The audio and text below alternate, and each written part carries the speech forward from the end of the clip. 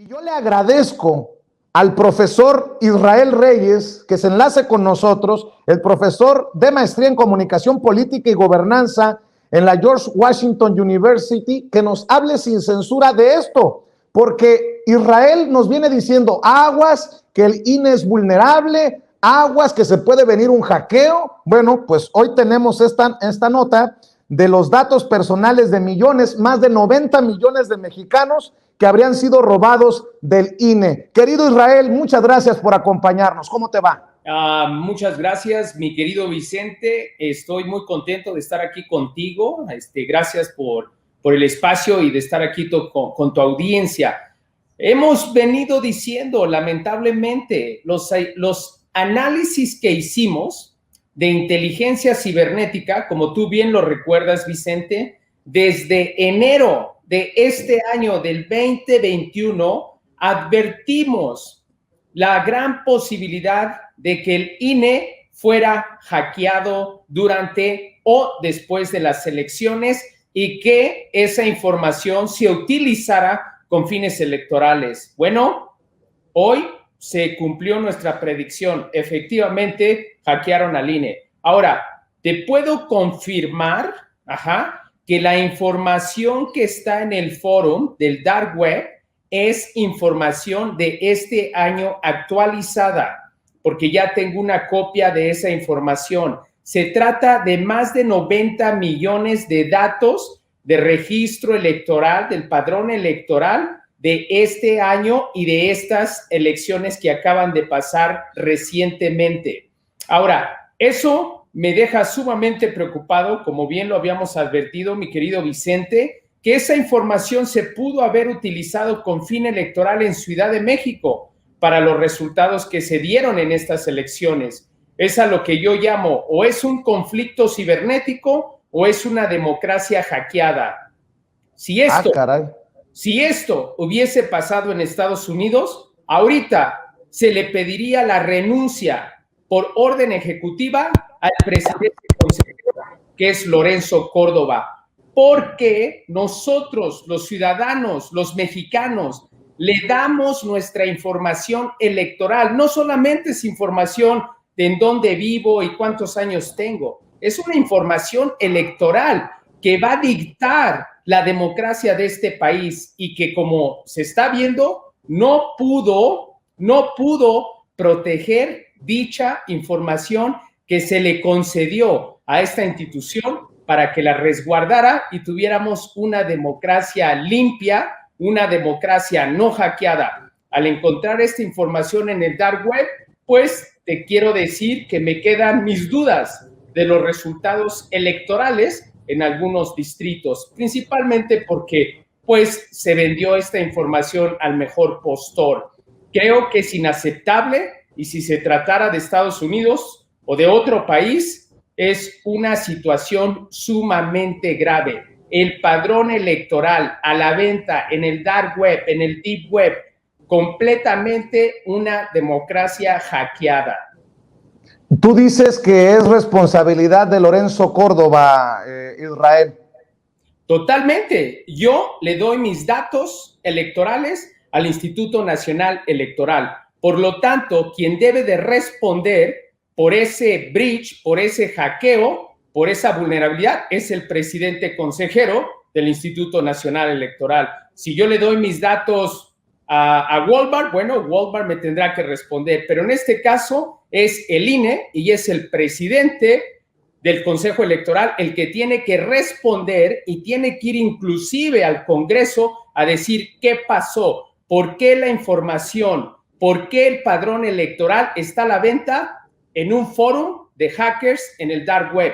Es inaceptable, es inconcebible. Son los datos de las personas, sus direcciones, su sección electoral y su distrito electoral. Tiene que dar una explicación, porque si no, no es conflicto cibernético, es una democracia hackeada.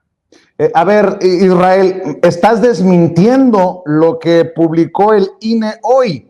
Dicen en el comunicado, de la publicación se observa que la estructura de los datos sospechosos puede corresponder con datos del padrón, De manera preliminar y con la información con que se cuenta al momento, se identifica que el corte de la información no sería de 2021, podría tratarse en cambio de un corte de información de 2018, cuya exposición se ha estado investigando desde abril de 2020. Tú dices que sí se trata del 2021. Se trata, y te lo digo de frente y claro, lo más claro posible, se trata de información del 2021 que corresponde al padrón electoral de más de 90 millones de personas. Eso no es cierto. Eso es una mentira.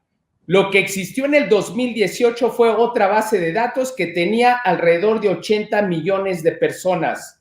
Esta es de más de 90 millones y es de enero del 2021. Dices que se trata de una democracia hackeada, en ese sentido un padrón hackeado.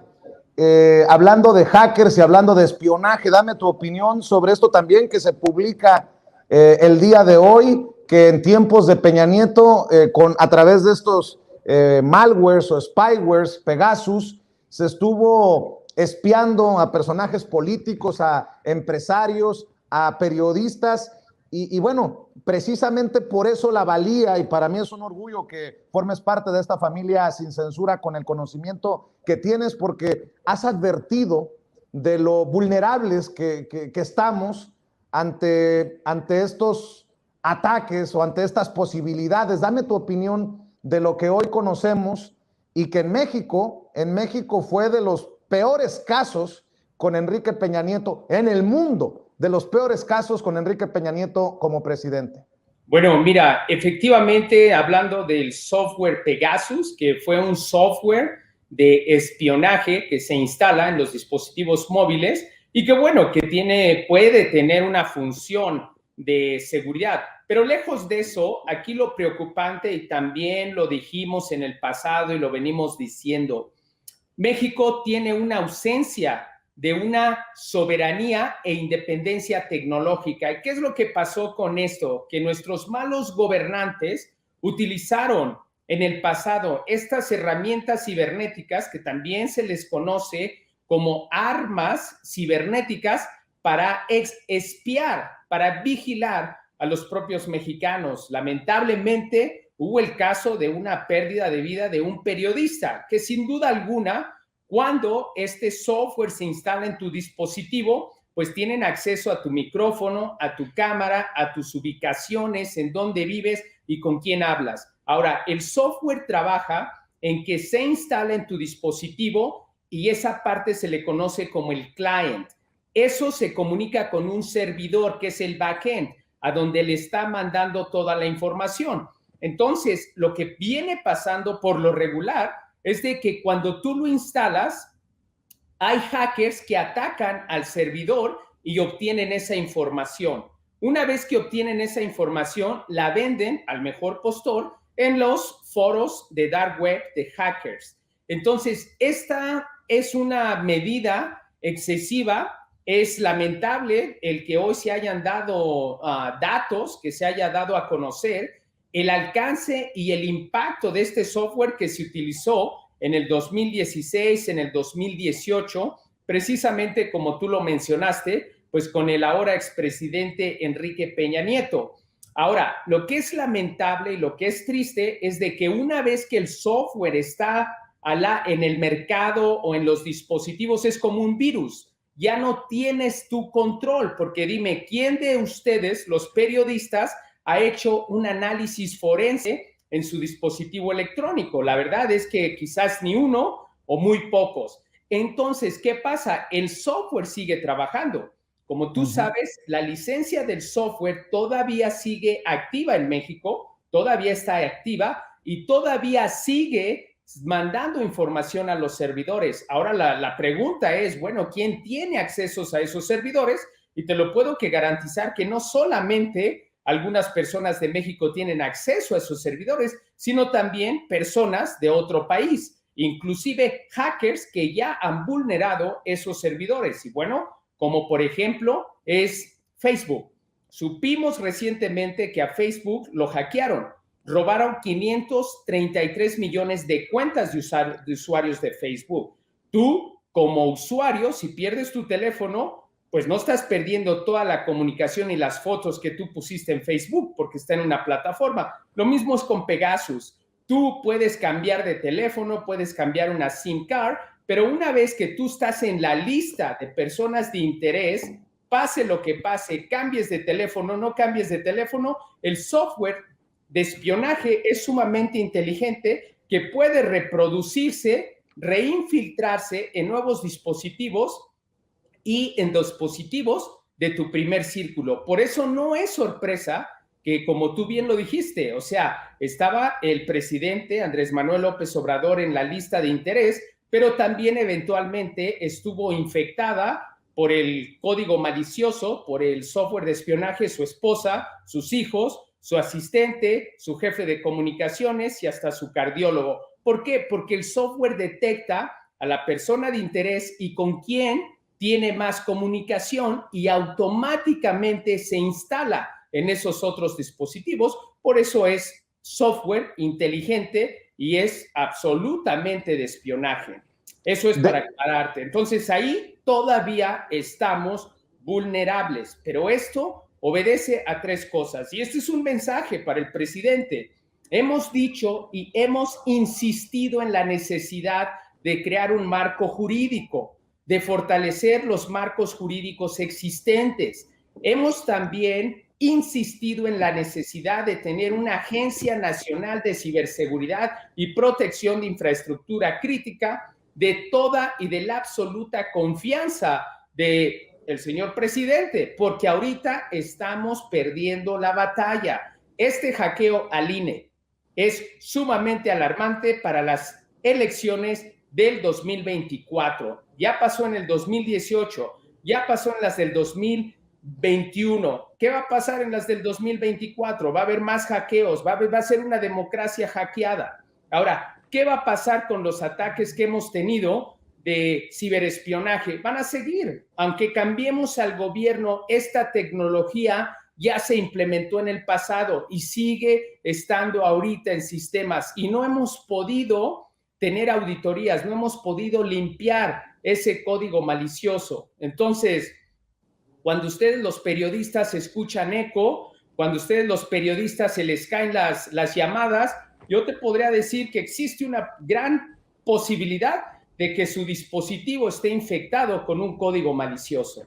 Israel, para cerrar nada más para que quede claro, tú has señalado, como nosotros, que es tiempo de que Lorenzo Córdoba, el consejero presidente del INE, se vaya por diferentes motivos, pero este sería el motivo principal, el más importante, el más contundente. Es momento de que Córdoba admita su fracaso al no proteger los datos y que renuncie.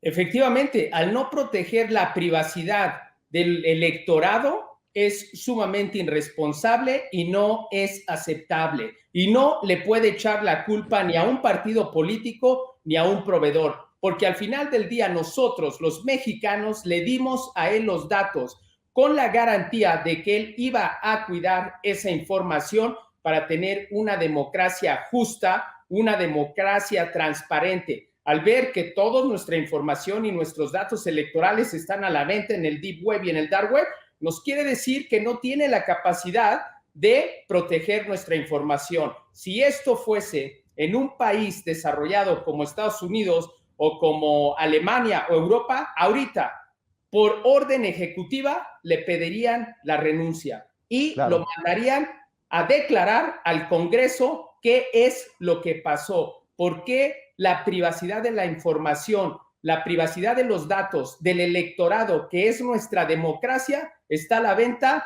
en una red de hackers, no solamente en México, sino a nivel global. Eso sería necesario que lo explicara y que lo explicara bien en el Congreso, porque los mexicanos merecemos una respuesta contundente de nuestros datos y nuestra privacidad de la información. Tenemos la Ley General de Protección de Datos. Aquí hay un error, hay una negligencia en protección de esa información y sin duda alguna, si yo fuera asesor del presidente, le pediría a Lorenzo Córdoba su renuncia inmediata. Bueno, son independientes, pero una sugerencia siempre es importante, ¿no? Sugerirle que ya Mi querido se Vicente, vaya. mi querido Vicente, si hay una violación a la información, una violación a la protección de datos personales, se le puede pedir la renuncia aunque sea independiente. Bueno, pues está para el debate, pero está también para la labor de los legisladores. Creo que dices bien, tiene que comparecer Lorenzo Córdoba por esta situación que compromete la información personal de millones de mexicanos. Israel, tristemente tengo que decir que tenías la razón. De otra manera te diría, me siento muy orgulloso de que estés siempre poniendo el dedo en la llaga y que estés 2 pasos adelante, querido Israel, pero en este caso pues está comprometida la información de tantos mexicanos, aunque tú lo estuviste advirtiendo aquí en Sin Censura ya por meses. ¿Por qué no cerramos invitando a la gente para que te apoye en redes sociales, para que te busque en redes sociales, para que te lea en redes sociales, Israel? Sí, muchísimas gracias, Vicente. Me gustaría que tu audiencia me siguiera en mis redes sociales, en Twitter, que es @IsraelGReyes, que también me siga en Instagram, en Israel G. Reyes, y también que me siga en mi página de Facebook. Y bueno, también me gustaría que sigan a mi esposa, colaboradora de mi equipo, también, que es la doctora Ekaterina Kostiukina, y bueno, que también nos sigan en nuestro canal de YouTube, que es Israel Reyes Oficial, porque la realidad es que necesito el apoyo de toda tu audiencia para poder promover estos marcos jurídicos y poder promover esta democracia transparente y acabar con la corrupción tradicional que tenemos. Entonces, necesito de tu audiencia y para mí es un placer ser tu colaborador, mi querido Vicente, y sé que con tu ayuda también podemos crear un mejor México, un México más seguro. Pero hoy es una fecha muy importante. 2 sucesos sin precedentes que nos alarman, lo de Pegasus y lo del hackeo al INE. Es una fecha relevante, requerimos acciones, pero acciones en unidad de esfuerzo. Y bueno, este no es nomás trabajo tuyo o trabajo mío o trabajo del presidente, este es un trabajo de unidad de esfuerzo. Gracias, Vicente, por tu espacio. Gracias, es Israel Reyes, profesor de maestría en comunicación política y gobernanza en la George Washington University, hablando con nosotros sin censura. Buenas noches, querido Israel. Gracias. Bueno.